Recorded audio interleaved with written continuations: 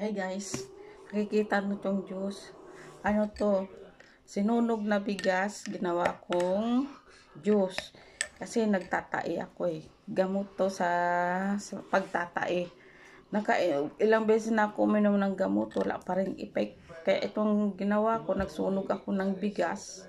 Tapos ginawa kong juice. Nilagay ko sa tubig, binabad ko. Ayan. Pagkatapos, lutang na yung bigas. Yan, inumin ko siya, ganyan. Pag ubos na yung tubig, hanggang dito na lang, nagdagdagan ng tubig. Hanggang sa gumaling ang iyong pagtatay. Yan, ganyan. Ganyan guys, pero wag niyo lalagyan ng asukal. Ganyan lang sa una mapait-pait ang lasa, pero pag nasanay na kayo sa pag-inom, masarap na. Pero importante kasi ito gamot sa pagtatae. Kaya sa bumili pa kayo ng gamot, ito na lang gawin nyo. Juice na sinunog na bigas, gawing juice yan. Ganyan. Sa loob ng 3 araw, inumin nyo. Yan, 3 araw.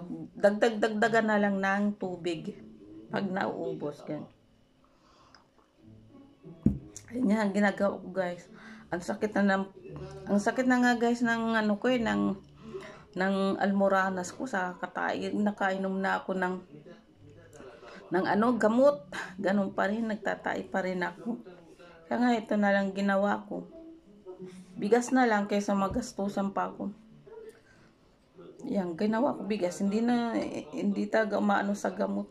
Ganun pa rin. Bigas na lang. Kaya ayan gayahin nyo. Pag kayo nagtae, magsunog kayo ng bigas. Ganyan. Huwag yung sunog na sunog. Yung talagang lang siya, brown na siya na bigas. Huwag yung itim na itim. Kasi mapait na yung pag itim na itim. Brown na lang siya, brown. Yung medyo itim-itim, ganun. Huwag masyadong sunog. Yan, ganyan gawin nyo pag lalo na pag wala kayong pambili ng gamot, yan, magsunog lang ng bigas.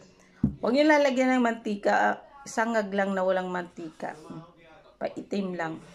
Tapos ayan, ganyan lang gawin nyo. Ilagay nyo lang sa isang tabi, takpan nyo lang yan. Tapos maya-maya inom kayo. Yan. Ganyan. Okay guys? Nakuha nyo? Bye-bye. Hanggang dito na lang.